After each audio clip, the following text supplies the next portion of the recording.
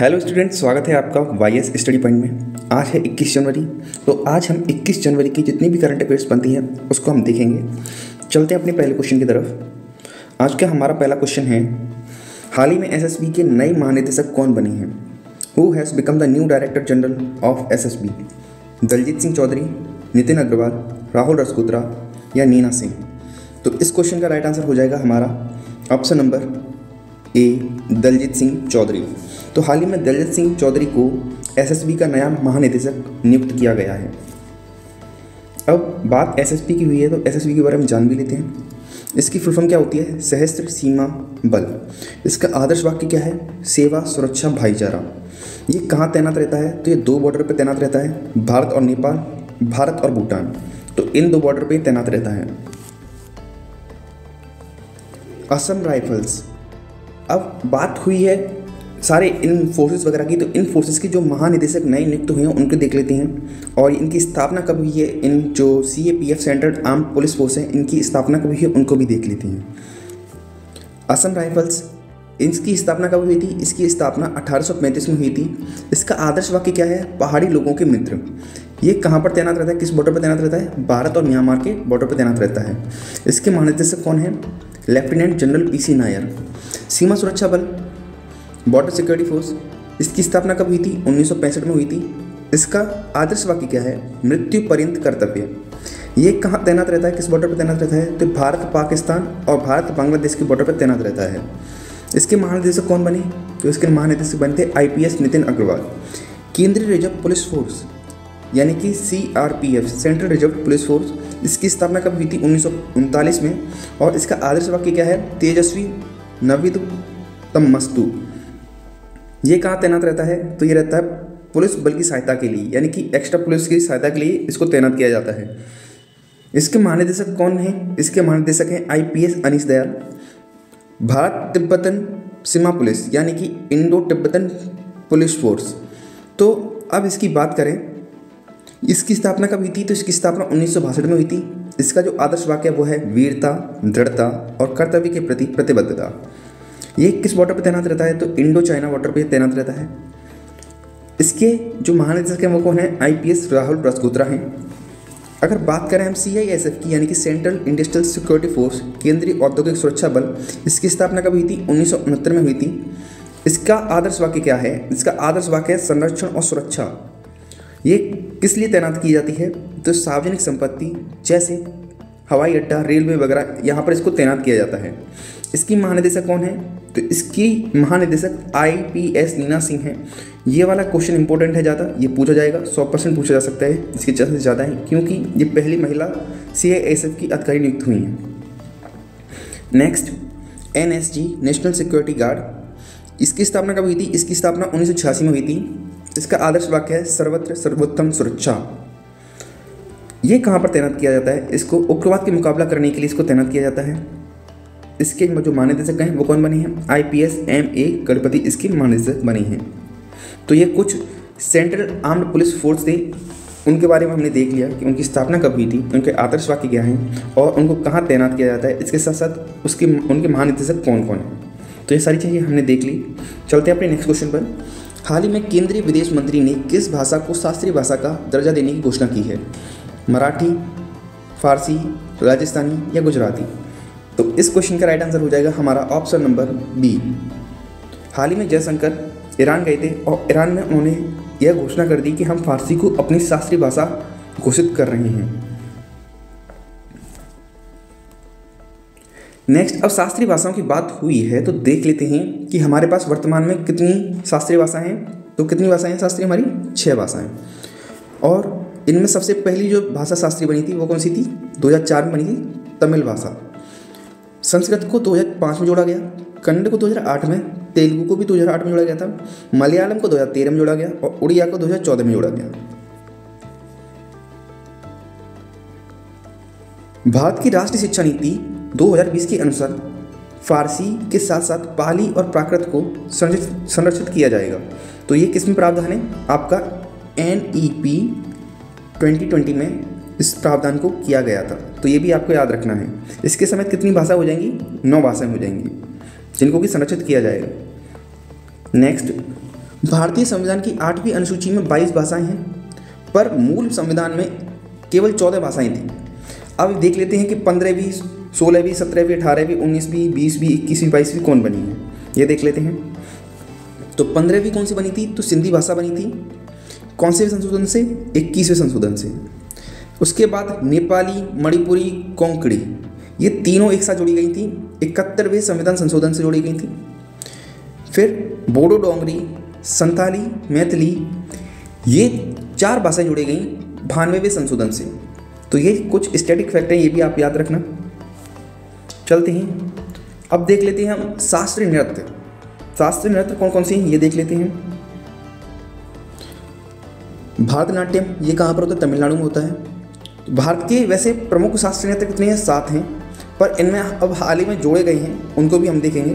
तो सबसे पहले देखते हैं भरतनाट्यम, ये कहाँ पर किया जाता है, तमिलनाडु में। कथक उत्तर प्रदेश में, यानी कि पूरी उत्तर भारत की बेल्ट है उसमें किया जाता है वैसे तो, पर उत्तर प्रदेश प्रमुख है। कथकली ये केरल में किया जाता है।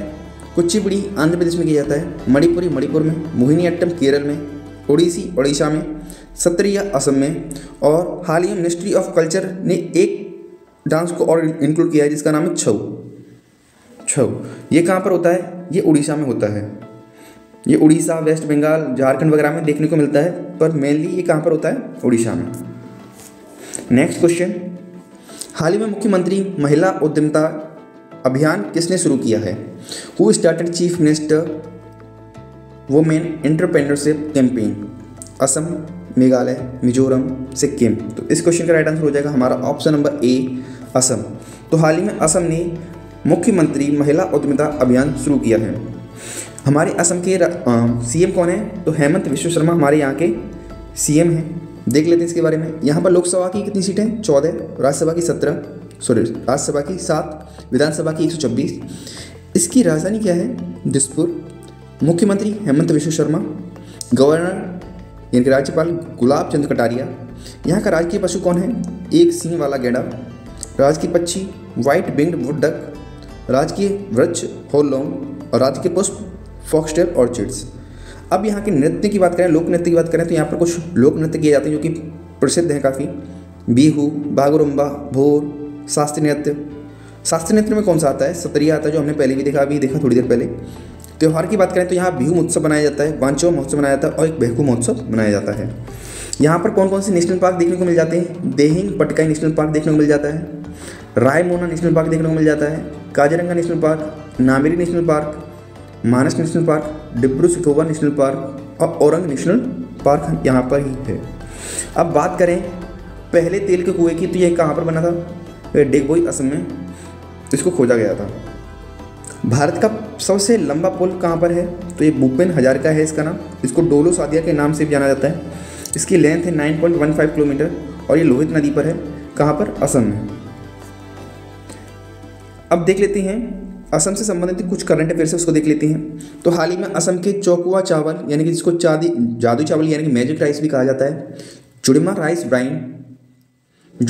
राइस वाइन, बोका चावल और तेजपुरी लीची, इनको हाल ही में जीआई टैग मिला है। असम के मुख्यमंत्री ने राज्य के दूसरे सबसे लंबे फ्लाईओवर का उद्घाटन किया जिसका नाम श्रद्धांजलि है। मुख्यमंत्री लोक सेवा आरोग्य योजना कहाँ पर चालू की गई है? तो ये चालू की गई है असम में। असम के गवर्नर गुलाब चंद कटारिया ने सरपंच संवाद मोबाइल ऐप लॉन्च किया। ईट राइट स्टेशन प्रमाणन पत्र प्राप्त करने वाला उत्तरी पूर्व रेलवे का पहले रेलवे स्टेशन कौन सा बना है? तो ये गुवाहाटी रेलवे स्टेशन बना है। ईट राइट स्टेशन प्रमाणन प्राप्त करने वाला।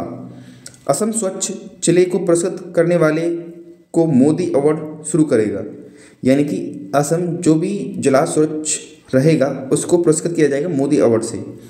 डीजी यात्रा सुविधा प्राप्त करने वाला उत्तरी पूर्व का पहला हवाई अड्डा कौन सा बना है? तो ये गोपीनाथ बारदोली अंतर्राष्ट्रीय हवाई अड्डा बना है। बैडमिंटन के लिए राष्ट्रीय उत्कृष्ट केंद्र कहाँ स्थापित किया गया है? तो ये गुवाहाटी में स्थापित किया गया है। भारत में पहली बार लुप्त प्राय हिमालय गिद्ध का सफल प्रजनन कहाँ पर किया गया है? तो ये भी असम में किया गया है। भारत का पहला गिद्ध प्रजनन और संरक्षण केंद्र कहाँ स्थापित किया गया है? ये यूपी में स्थापित किया गया है। नेक्स्ट क्वेश्चन पर आते हैं। हाल ही में गुट निरपेक्ष आंदोलन का 19वां शिखर सम्मेलन कहाँ आयोजित किया जाएगा? Where was the 19th summit of non aligned movement held? Azerbaijan, Egypt, Indonesia या युगांडा? तो इस क्वेश्चन का राइट आंसर हो जाएगा हमारा ऑप्शन नंबर डी, युगांडा। तो युगांडा में आयोजित किया जा रहा है गुट निरपेक्ष आंदोलन का 19वां शिखर सम्मेलन। अब सम्मेलन क्यों बात हुई है तो सम्मेलन देख लेते हैं। रिसेंट ईयर में कौन कौन से सम्मेलन हुए हैं इनके बारे में देख लेते हैं। ब्रिक्स 2023 का सम्मेलन हुआ है, ये कहाँ पर हुआ है? साउथ अफ्रीका में। शंघाई कोऑपरेशन ऑर्गेनाइजेशन का कहाँ पर हुआ है? इंडिया में हुआ है। 18th यानी कि 18th G20 सम्मेलन कहाँ पर हुआ था? इंडिया में हुआ। और अब 2024 का कहाँ पर होगा? तो ये ब्राज़ील में होगा। 49वां G7 समिट कहाँ पर हुआ था? तो ये जापान में हुआ था। 43वां आसियान सम्मेलन कहाँ पर हुआ था? जो कि 2023 का है, ये इंडोनेशिया जकार्ता में हुआ है। क्वाड की 2023 की मीटिंग कहाँ पर हुई थी? तो ये जापान में हुई थी। अब 2024 की कहाँ पर होगी? तो ये इंडिया में होगी। बिम्स्टेक समिट 2023 ये कहाँ पर आयोजित की गई? ये थाईलैंड में आयोजित की गई। कॉमनवेल्थ गेम्स 2022 ये कहाँ पर आयोजित हुआ था? तो ये बर्मिंघम यूके में यानी कि यूनाइटेड किंगडम में आयोजित हुआ था। फीफा वर्ल्ड कप 2022 ये कहाँ पर आयोजित हुआ था? तो ये कतर में आयोजित हुआ था। 2026 का आयोजित कहाँ पर होगा? USA, मैक्सिको, कनाडा यानी कि पूरे नॉर्थ अमेरिका में इसको आयोजित किया जाएगा। समर ओलंपिक्स 2020 ये कहाँ पर आयोजित हुए थे? तो ये हुए थे टोक्यो में। अब इसी साल पेरिस में समर ओलंपिक्स होने वाले हैं। 2028 में लॉस एंजलिस में होंगी। नेक्स्ट क्वेश्चन, दुनिया का सबसे ऊंचा राम मंदिर कहाँ बनेगा? सबसे ऊंचे राम मंदिर की बात हो रही है। Where will the world's tallest Ram temple be built? India, Australia, USA या इक्वाडोर? तो इस क्वेश्चन का राइट आंसर हो जाएगा आपका ऑप्शन नंबर बी, ऑस्ट्रेलिया। तो ऑस्ट्रेलिया में बनने जा रहा है दुनिया का सबसे ऊंचा राम मंदिर।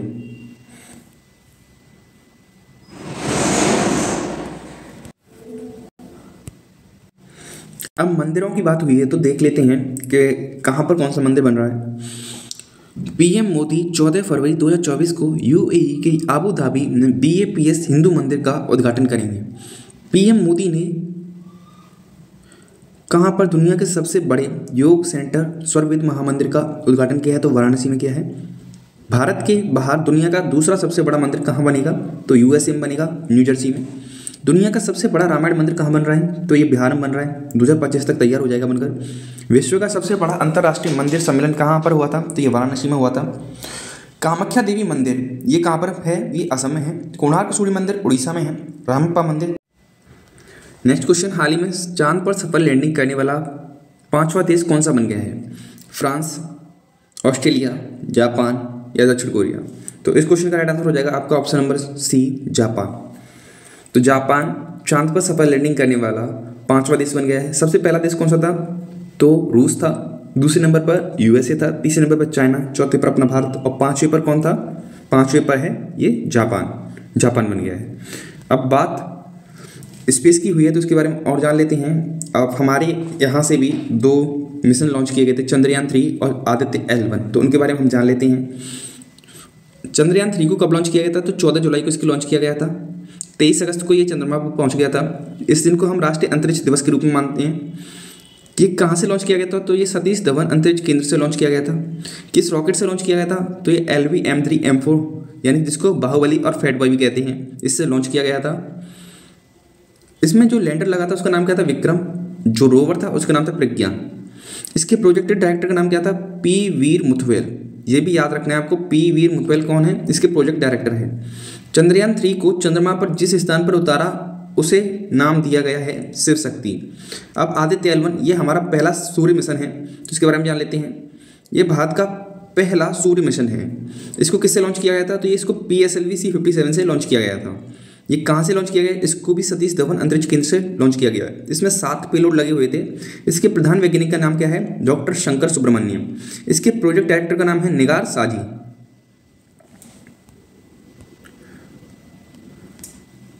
नेक्स्ट क्वेश्चन,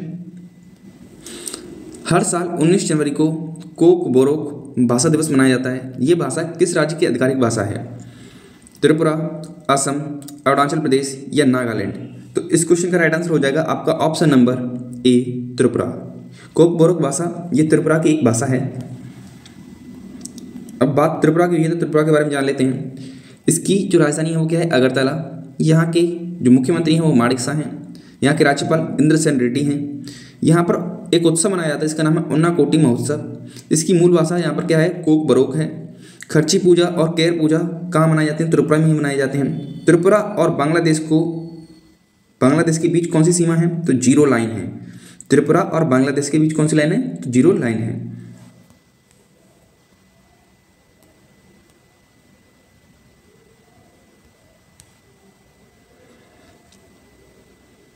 नेक्स्ट क्वेश्चन, हाल ही में दुनिया की पहली परमाणु बैटरी बनाने वाली कंपनी वीटावोल्ट किस देश की है? Betavolt the world's first nuclear battery manufacturing company belongs to which country? China, India, France या साउथ कोरिया? तो इस क्वेश्चन का राइट आंसर हो जाएगा ऑप्शन ए, चाइना। तो चाइना ने एक ऐसी बैटरी का निर्माण किया है, उसकी एक कंपनी है, चाइना में एक कंपनी है वीटावोल्ट, उसने एक ऐसी बैटरी का निर्माण किया है जिसको एक बार चार्ज किया जाएगा और वो 50 साल तक चलेगी। तो ये भी एक उपलब्धि है, न्यूक्लियर बैटरी का कहते हैं इसे हम, और ये ऐसी बैटरी है जिसको एक बार चार्ज करने के बाद 50 साल तक ये चलेगी। अब परमाणु से रिलेटेड बात हुई है तो देख लेते हैं। उत्तर भारत का पहला न्यूक्लियर पावर प्लांट कहाँ बना था? तो हरियाणा के फतेहाबाद जिले गोरखपुर के गांव में बना है। भारत का पहला स्वदेशी परमाणु रिएक्टर का संचालन कहाँ शुरू हुआ था? तो ये गुजरात में हुआ था। पाकिस्तान के परमाणु बम जनक का निधन हो गया, उनका नाम क्या है? डॉक्टर अब्दुल कादिर खान है। भारत का पहला परमाणु पनडुब्बी कौन सा था? तो INS अरिहंत था। भारत का पहला परमाणु मिसाइल ट्रैकिंग जहाज कौन सा है? तो ये INS ध्रुव है। NPP यानी कि न्यूक्लियर पावर प्लांट शुरू करने वाला पहला अरब देश कौन सा है? तो ये UAE है, यूनाइटेड अरब इमारात। दुनिया की सबसे शक्तिशाली परमाणु सक्षम इंटरकॉन्टिनेंटल बैलिस्टिक मिसाइल का परीक्षण किसने किया है? तो रशिया ने किया है। इसका नाम RS-28 सम्राट भी है। परमाणु परीक्षण के खिलाफ अंतर्राष्ट्रीय दिवस कब मनाया जाता है? तो 29 अगस्त को मनाया जाता है। अंतर्राष्ट्रीय परमाणु हथियार उन्मूलन दिवस 26 सितंबर को मनाया जाता है। भारत में अपना पहला परमाणु परीक्षण कब किया था? तो ये 1974 में किया था, जिसका कोड नेम था स्माइलिंग बुद्धा। दूसरा कब किया था? तो 1998 में किया था, इसका नाम था ऑपरेशन शक्ति। भारत का सबसे बड़ा परमाणु संयंत्र कहाँ पर है? तो कुडनकुलम न्यूक्लियर पावर प्लांट है। ये भारत का सबसे बड़ा परमाणु संयंत्र है जो कि तमिलनाडु में अवस्थित है। भारत का पहला न्यूक्लियर पावर प्लांट कहाँ पर स्थापित किया गया था? तो ये तारापुर महाराष्ट्र में स्थापित किया गया था। भारत में परमाणु ऊर्जा के संस्थापक किसे माना जाता है? डॉक्टर होमी जहांगीर भाभा को माना जाता है। भारत के परमाणु ऊर्जा विभाग के अध्यक्ष कौन बने हैं? तो अजीत कुमार मोहंती बने हैं। विश्व का सबसे ऊंचा यानी कि ऊंची परमाणु सुविधा कहाँ स्थापित की गई है? तो बोलीविया में स्थापित की गई है। नेक्स्ट क्वेश्चन, फोर्ब्स के अनुसार गोल्ड रिजर्व के मामले में भारत कौन से स्थान पर है? 10वें, 9वें, 8वें या 7वें? तो इस क्वेश्चन का राइट आंसर हो जाएगा आपका ऑप्शन नंबर बी, 9वें स्थान पर है। पहले नंबर पर कौन है ये देख लेते हैं। तो पहले नंबर पर कौन है? USA है, ये भी याद रखना है। पहले नंबर पर कौन है? USA। और हमारा भारत किस पर है? 9वें नंबर पर है। नेक्स्ट क्वेश्चन, 15वें ICC under nineteen men's cricket world cup 2024 कहाँ शुरू हुए हैं?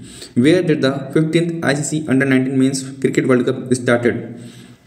Australia, India, New Zealand, South Africa?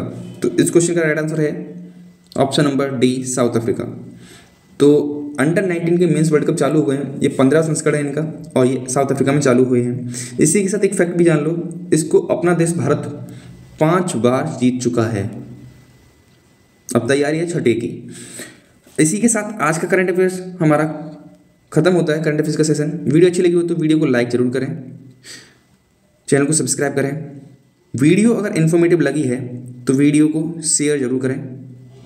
Video देखने के लिए धन्यवाद।